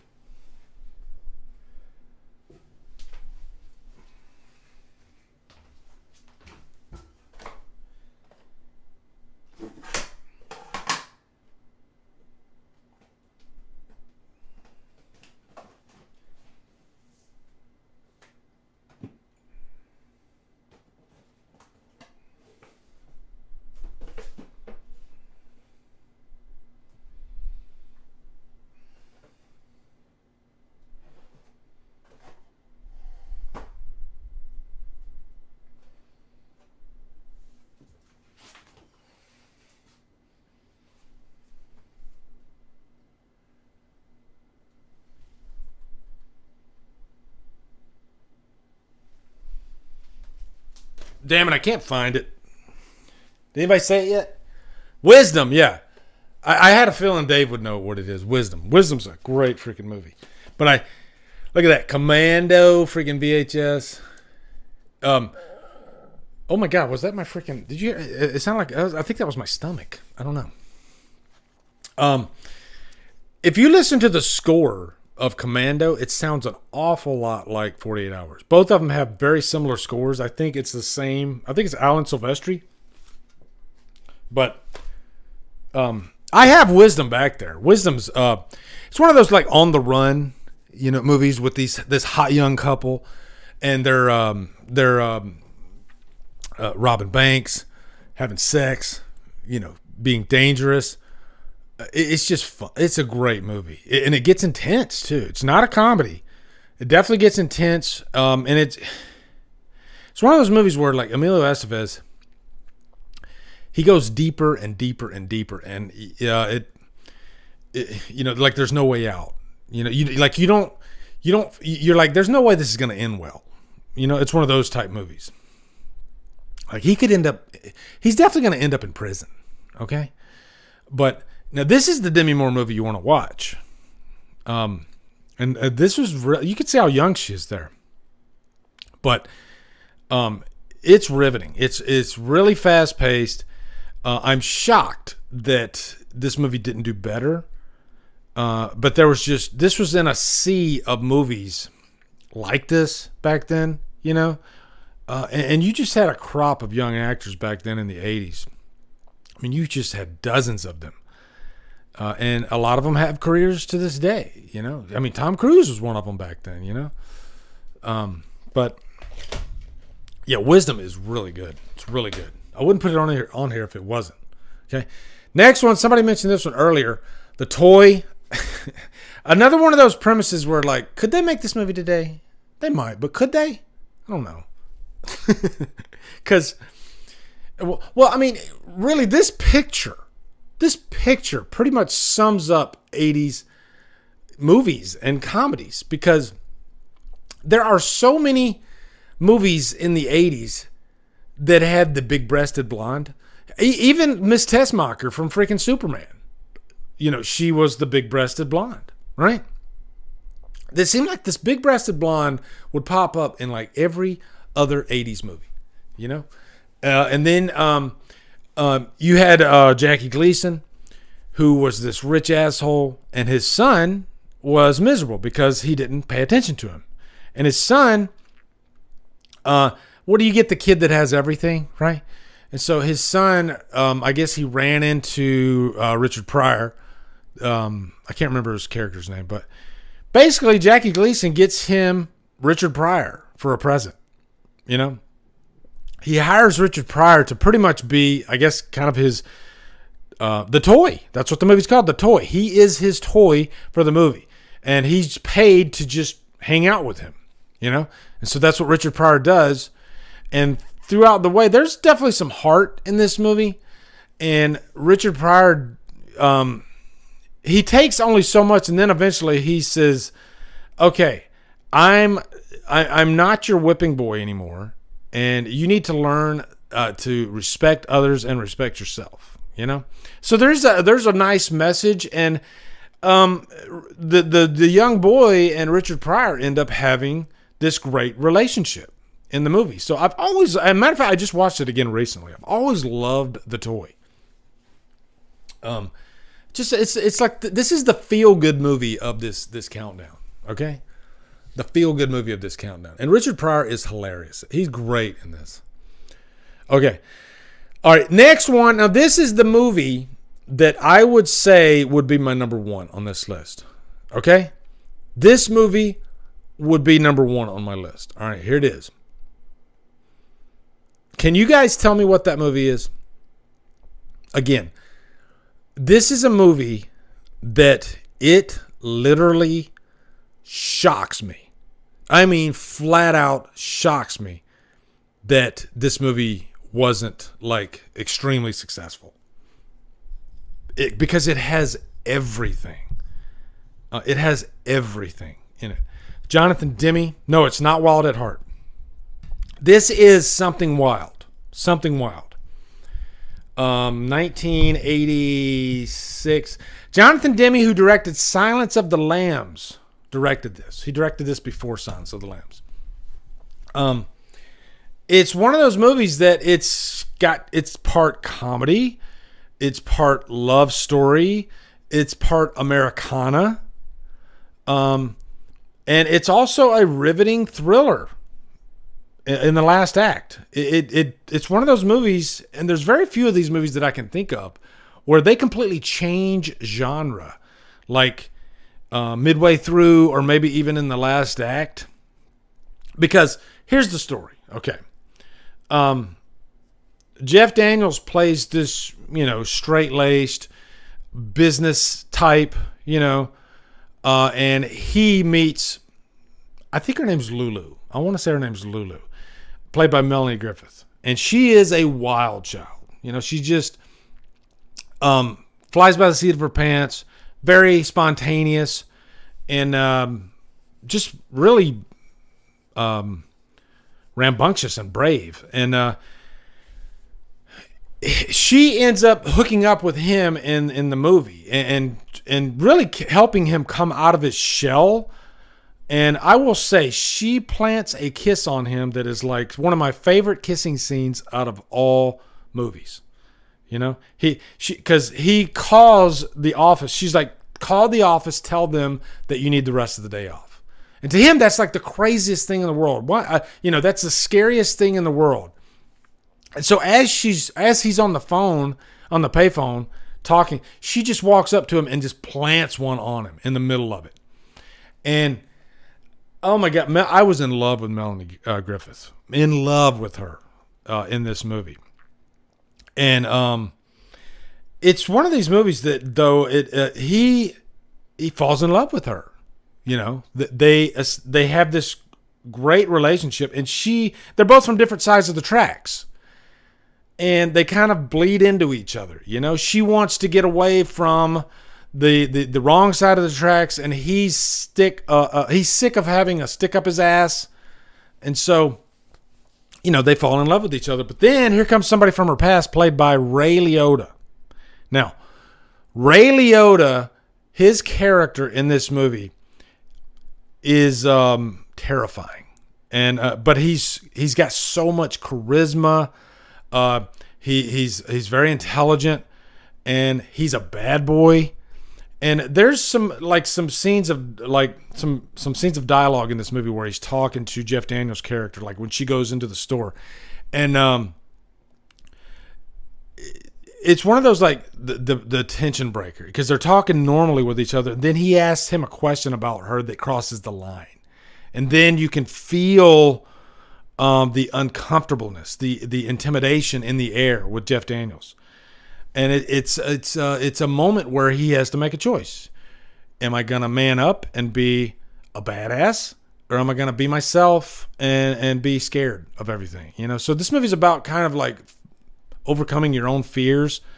And I love this movie so much. It's something I've wanted to review it so many times, and I never have had the chance to do it. But something, if I could recommend one movie for the rest of my life, because I would want to recommend a movie that not everybody's seen, that most people haven't seen. This right here, not a horror movie. This right here would be the one movie I would want you guys to watch. I would beg you guys to watch this movie, because it is so good. It is so good, and it still shocks me to this day that more people haven't seen it. It's beautifully directed. It's beautifully acted. The story is great. And Ray Liotta is terrifying. Like, this movie is so damn intense in the last act. Like, you will be shocked how intense this movie gets, And by the time it gets to that point, you are so in love with these two characters. You're on board with them, and you want them to be together, And there's a point where there's this tug of war between the two of them, and she's like, maybe this isn't going to work, He's too different. I'm too different. I don't think this is going to work. And then it's at that point where he has to make a decision and say, you know what? I love her. And so you can tell where I'm going with this movie. There's definitely a strong, intense love story there with irresistible characters. And Ray Liotta is terrifying. I can't stress that enough. He is Oh my God. I'm telling you guys are going to be thanking me after you watch this movie, okay? I'm begging you to watch this, okay? I'm giving you a guarantee. This movie is wonderful. I think Beth's seen it. Beth, have you seen this movie? You sound like you've seen this movie. It's so freaking good. Oh my God. It's one of my favorite movies. It really is. It's one of my all-time favorite movies. Okay, that would be my number one, but I think I have a couple more here for you. Secret of My Success with Michael J. Fox. Michael J. Fox was the it guy in the 80s. You know, he could do no wrong. He had Family Ties. He had freaking Back to the Future. He had Teen Wolf. But many people don't, remember that he had like a string of other movies that just boom, boom, boom. Like every year he would do another movie. And one of those that I always loved, thank you, Beth, Bright Lights, Big City. That was a good one.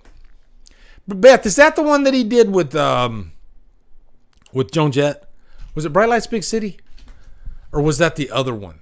I think that was the other one that he did with Joan Jett, where he's like he's like a rock star.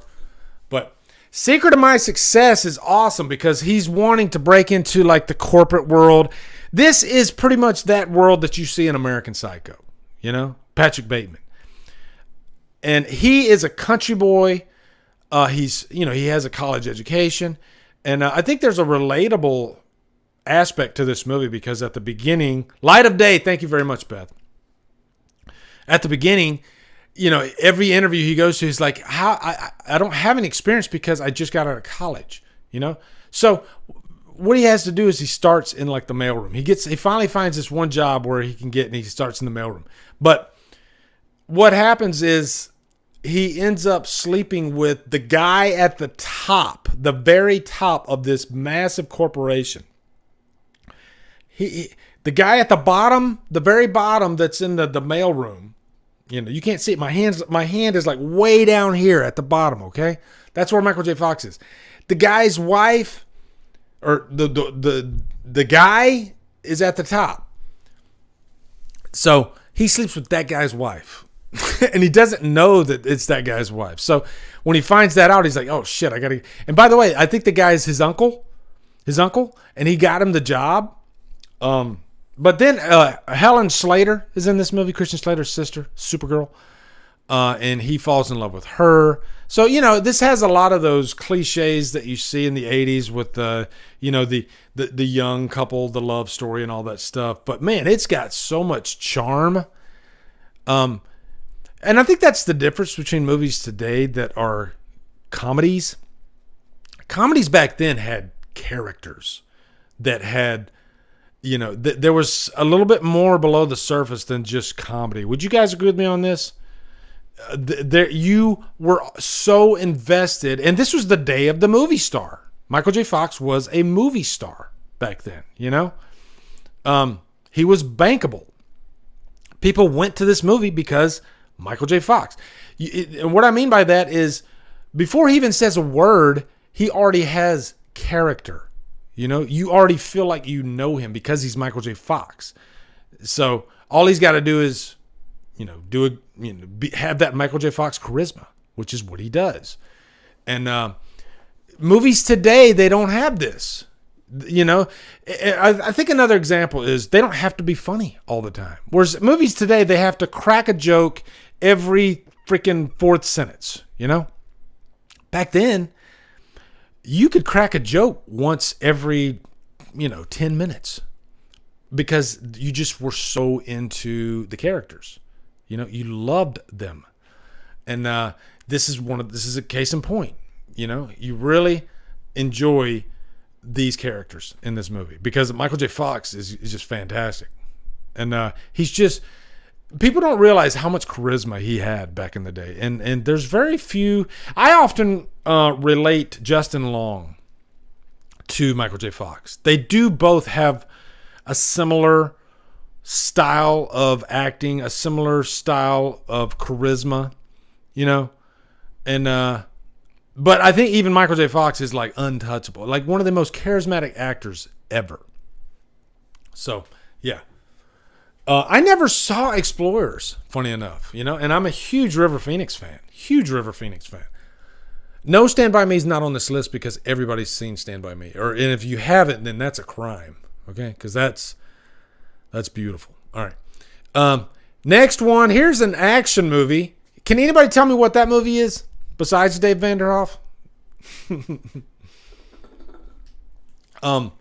Schwarzenegger, like Michael J. Fox, was cranking out movies, every year. And outside of Terminator, outside of Conan, I wanted to watch all of them. I wanted to watch Red Heat. I wanted to. No, it's not Red Heat. I wanted to watch Running Man, and I wanted to watch Raw Deal. Okay, This is Raw Deal.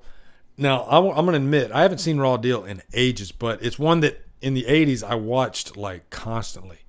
And you know what? I think it's that if you want a little bit of a different flavor Schwarzenegger movie that's not, it doesn't depend on action as much as movies like, like that, like Commando. This isn't Commando, okay? Don't expect Schwarzenegger, the freaking locomotive, steamrolling through baddies. That's not what this movie is. Yeah, there's an aspect of that, but this is more Schwarzenegger working his way in, kind of like a spy type movie, and you don't really get the big action scene until like the last act. It's more character based, and him kind of infiltrating, because he takes on this job for one of his friends, because he was like a sheriff in a small town, and so he takes on this job for one of his friend in this seedy underbelly, and there's just a lot of fun character moments in this movie. All right, and it's one of those movies, like when I first saw it, I didn't really like it that much, but then the more I watched it, the more I appreciated it, and then eventually I ended up loving it. Just because I'm not in the mood for Terminator, I'm not in the mood for Commando, but I'm in the mood for Raw Deal, because Raw Deal's, it's not those movies. It's different. It's more character based, and you know what? This is the movie that I think Schwarzenegger got a chance to flex his acting muscles a little bit, and he's convincing. I think he's pretty good in this movie. So nobody ever talks about Raw Deal, but I like it. I like Raw Deal. I think it's an acquired taste, but I definitely enjoy it. I like this one. Okay. That's it. That's the last one. And we've finished in like perfect timing too, because it's like 11:30. How about I give you the rest of the funnies before we go? Okay, I'll give you the rest of the funnies. All right, rest of the funnies, and then we get the fuck out of here. Okay. Yeah. All right. Next one. This is Madonna. Like, what the fuck happened? I mean, it's just talking about the 80s, and Madonna was like, there was no bigger, And and I don't like picking on people for getting, plastic surgery and whatnot, but I think there's an acceptable level of, there's nothing wrong with fixing your face up, making yourself feel a little bit better, but I think there's an addiction there, and I think it can go a little bit too far, and it's kind of sad, so I'm not doing this to like pick on Madonna. She was an icon. She was a legend. And it's kind of sad now, I mean, because Madonna's, I almost wish she wouldn't have went down this route.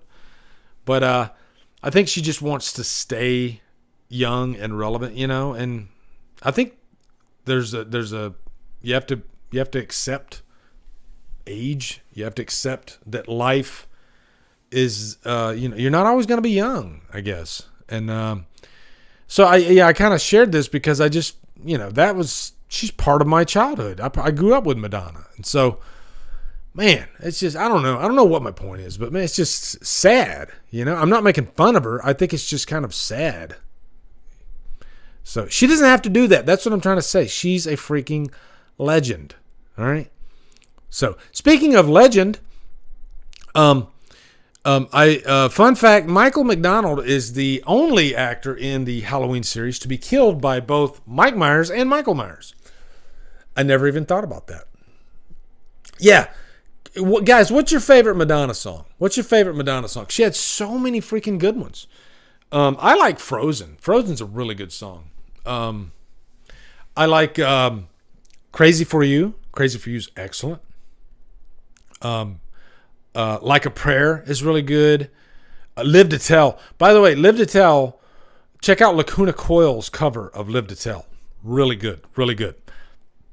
I'm not going to play it because we know what happened at the beginning of this stream. Jesus.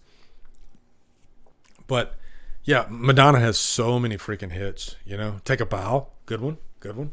Yeah. And I know most of them. You know, I grew up listening to Madonna. All right. Next one.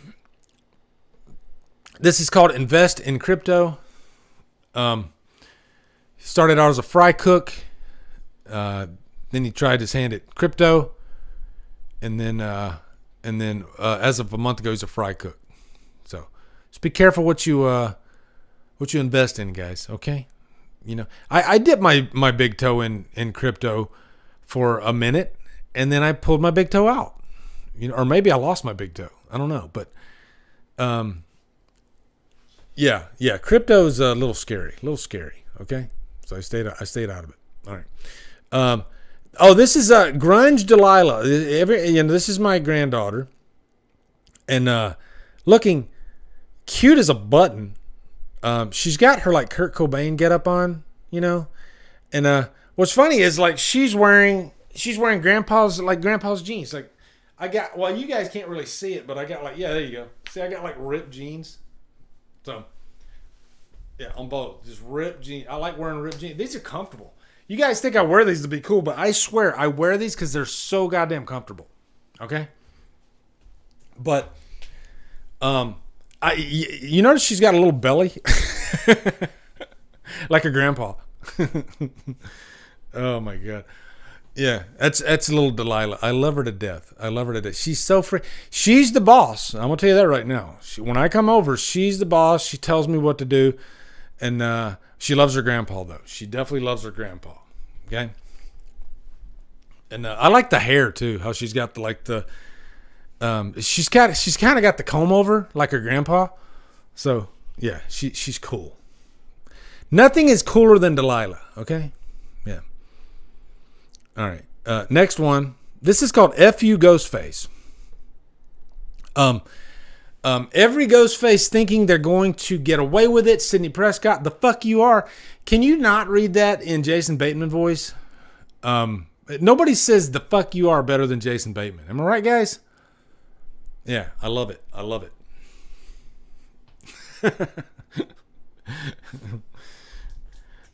Sidney Prescott is a badass, and I wish she would have been, like, I liked her where she was going in 5. You know, every time she opened her mouth, it was awesome. But I think I just wanted more. But yeah.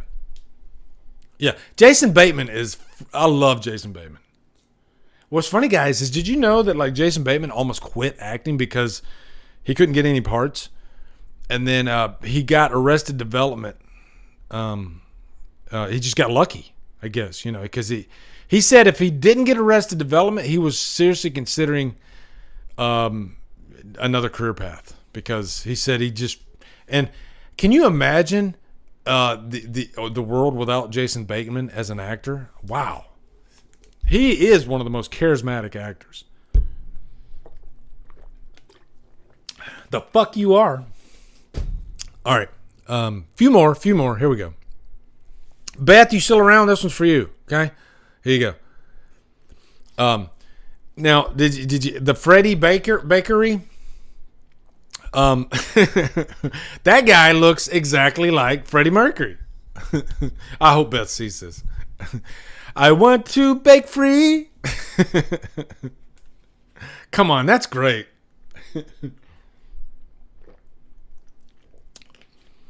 I will say, I've been in the Middle East 4 times, 4 different countries. I saw at least one Freddie Mercury in every place that I went to. At least one. Okay? Hogan Family. Yeah, that was a good one with Jason Bateman for sure. Teen Wolf 2. Yep. Next one. This one's called Big D Tom. I'm not even going to read that. Okay, I'll just let you guys read that. That's how badass Tom Atkins is. Okay. Okay. This one's called Art Loves Ghostface. Art Loves Ghostface. Okay. Okay. I think somebody posted this one on Killer Flicks, and some people got upset. Some feelings were hurt, but it's a funny it's a funny freaking meme though. Why does everybody got to pick on Ghostface? You know? And what is that move that Art the Clown's doing? Oh, that's great. I love it. Is funny though. Yeah. Did you see that one, Erica? I had to steal that. I was like, that was too good. That's too good. And I feel bad for Ghostface. I do, but he does get picked on a lot. But you know, it's a suplex. You got to respect the suplex. I can't be mad at Art. I mean, he did a suplex. You do a suplex on me, I'll respect you. Okay. Okay. Speaking of Art, there you go. Is anybody feeling like this, or are things picking up for you? You know, we're in February. I hope it is. So far, my year's going pretty good. It's going okay. I can't complain. You know. Yeah, it's good. Last one is 3 Rocks. Okay, 3 Rocks is going to be the last one. Here we go. Boom. There you go. Saw the craziest rock formation.